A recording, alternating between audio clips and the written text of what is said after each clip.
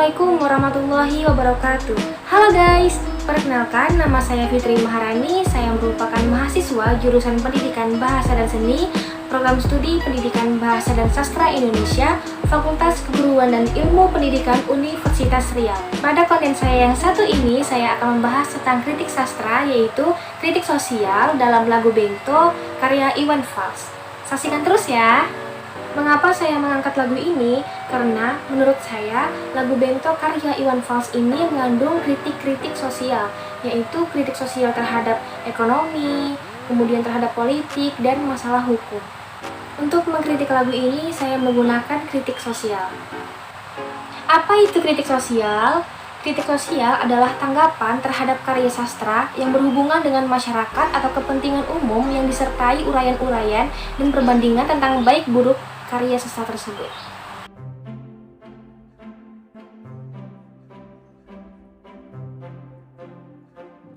Lirik lagu yang berjudul Bento ini dapat digambarkan pada seorang pengusaha papan atas yang kaya, serakah, korupsi, kejam, dan sama sekali tidak memiliki belas kasihan terhadap orang susah. Untuk mengukuhkan kedudukannya sebagai tokoh kelas atas, Bento memamerkan kekayaan, status sosial, serta kekuasaannya, seperti yang terdapat pada lirik lagu berikut ini.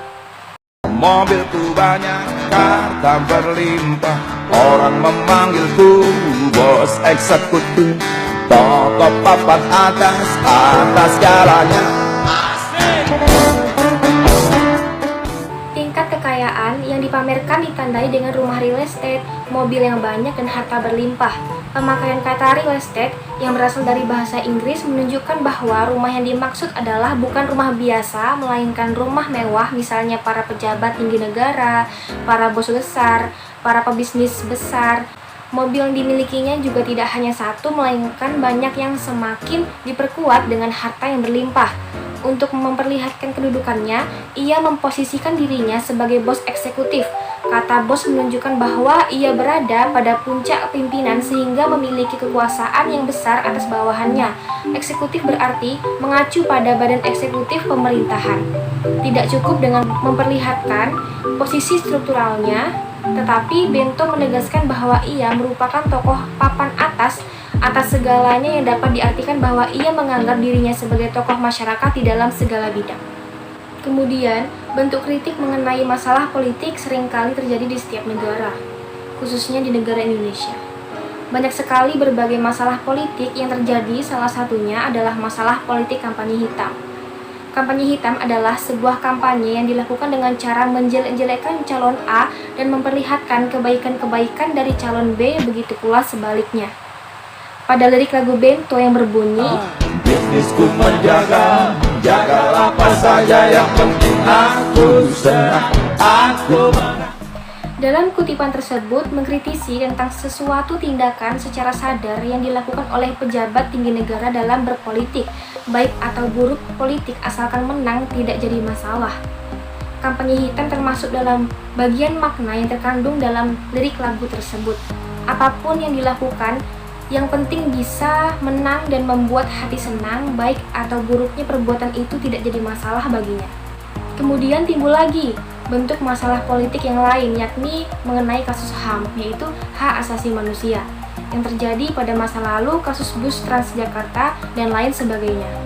Hal tersebut serupa dengan makna yang terdapat dalam lagu Bento karya Iwan Fals, yaitu liriknya, Bisnisku menjaga, jagalah apa saja, yang penting aku senang, aku menang. Persetan orang susah karena aku, yang penting asik. Sekali lagi asik.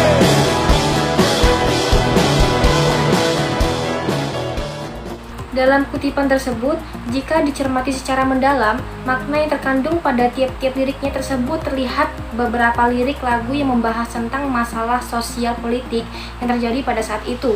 Bentuk-bentuk politik yang dilukiskan oleh sang pencipta lagu, yaitu Iwan Fals, yang berisi tentang keserakahan orang-orang kaya terhadap pekerjaan dan bisnis. Tidak peduli apakah itu halal ataukah haram, asalkan senang dengan apa yang dihasilkan dan sama sekali tidak peduli dengan orang-orang yang di sekitarnya. Ia juga berusaha memampangkan berbagai bentuk kekayaan yang ia punya untuk lebih membuat orang-orang di sekitarnya menghormati dia dengan alasan ia seorang bos yang bisa berbuat apa saja dengan harta yang ia miliki.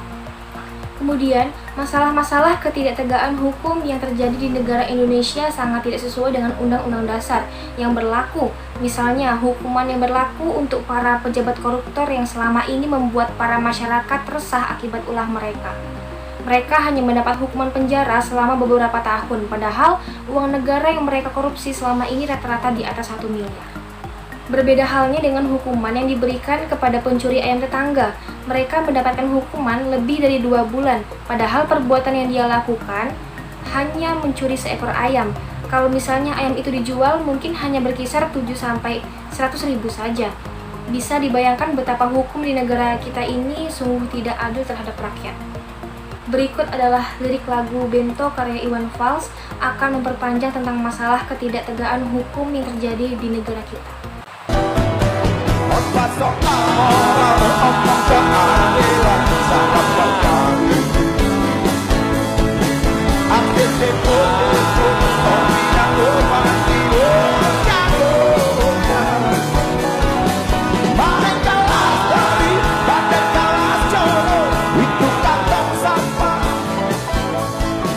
Siapa yang mau berburu datang padaku.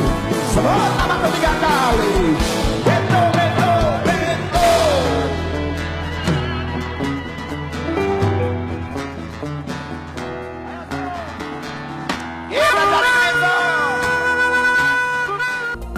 Oke, sekian konten yang dapat saya sampaikan. Lebih dan kurang saya mohon maaf. Sampai jumpa di konten saya yang selanjutnya.